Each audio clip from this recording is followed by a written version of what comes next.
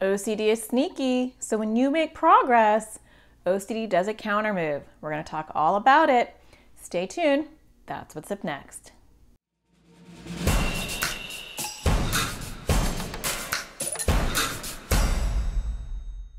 Hi, my name is Natasha Daniels. I'm a therapist. I make videos for people with anxiety or OCD. And today I want to talk to you about your progress. OCD is so sneaky. And when you start to make some progress, OCD doesn't just sit there and let you progress. It will make some counter moves, some sneaky moves, some of their best moves actually. And I want to go over the 3 most common ninja moves that OCD makes when you start making some traction. Before I get started though, don't forget to subscribe, hit the bell so you get notified because I do make new videos every Thursday and I don't want you to miss those. Okay, so let's talk about these 3 most common moves that OCD makes. So when you start to make progress, you're doing ERP, you're doing exposures, or you're talking back to OCD and you're like, I'm not gonna do what you want me to do. I know you want me to do that, or I'm not gonna avoid what you want me to avoid, whatever it is. And you start to feel pretty good because once you start doing exposures and you start to see that it's working, it can feel really uplifting and it empowers you to wanna do more and more. But then OCD takes a counter move. The first one might be that it switches themes on you. What?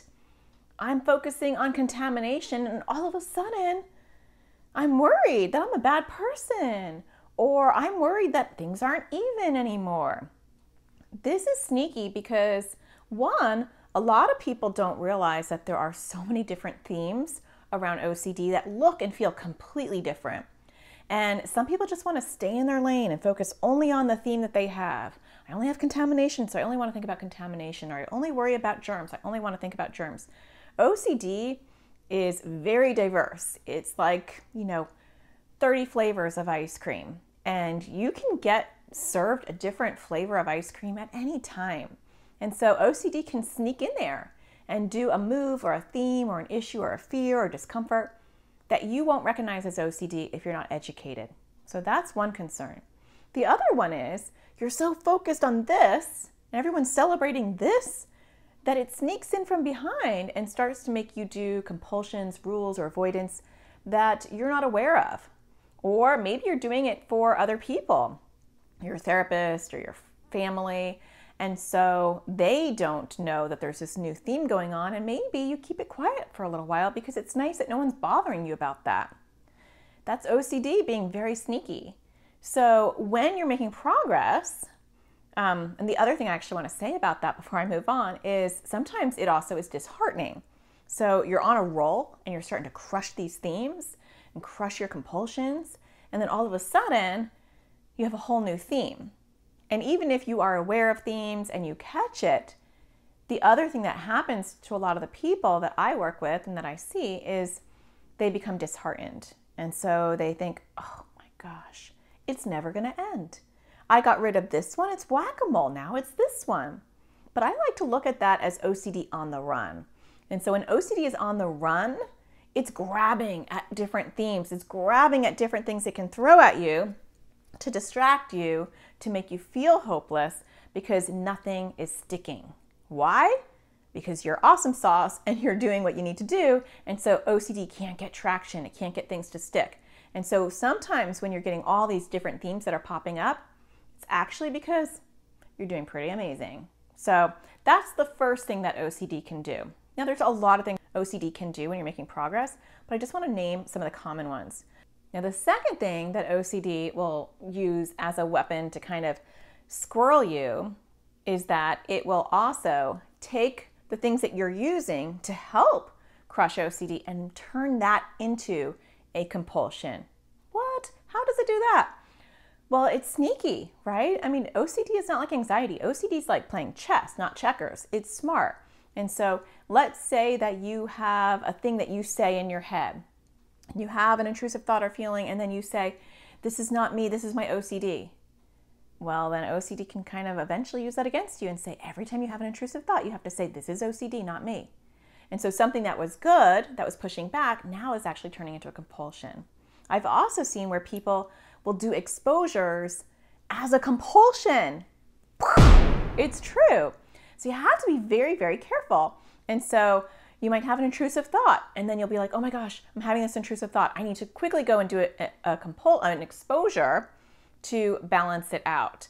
And so the difference in that is when you do an exposure because you have structure and you have a routine and you say, I'm going to do an exposure right now, that's fine. But when you are doing an exposure to rid yourself of the discomfort of the intrusive thought, it's subtle, but it's different. That can turn into a compulsion.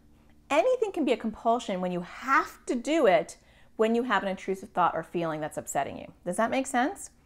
And so I have had people who even had a particular time they have to do exposures. So maybe they developed a routine and they kept the structure and they said, every day at 5 o'clock, I'll do an exposure. And then OCD's like, okay, write that down. Oh my gosh, it's 5:01. You haven't done your exposure. That's horrible. Something bad's going to happen, right? You have to do it at 5 o'clock exactly. Now OCD has hijacked actually doing exposures. It's hijacked your routine. And so the best way to combat this and to try to rid OCD of its power is to make sure that you're never doing anything because OCD is making you want to do it. You're never doing anything because OCD is making you uncomfortable, and you change it up a lot. And so if you do exposures at 5, maybe sometimes you do it at 5:10, sometimes you do it in the morning, right? You keep a routine that you're consistent, but you change it up a little bit. Or if you talk back to OCD and you say, maybe I am, maybe I'm not. Sometimes you change up your language. And so you have to be aware of any coping mechanism or tool can be used as a compulsion if OCD gets its hands on it. Deep breathing, all sorts of things can turn into a compulsion. And so you just have to be aware of, am I doing this for me or am I doing this for OCD? So that's number 2. Number 3 is, this is the big one, maybe you don't even have OCD. Maybe you never had OCD. Maybe you're making this all up, right? So meta OCD, like I'm thinking of OCD about OCD. Does that make sense? And so I see that theme pop up when people are making progress. I also see it pop up to prevent people from making progress. If you get better, then it means you never had OCD. Or, these thoughts don't bother you anymore, but they're really disturbing. I guess that means that you're a really gross person and you don't have OCD. It's just because you're a nasty, disgusting person.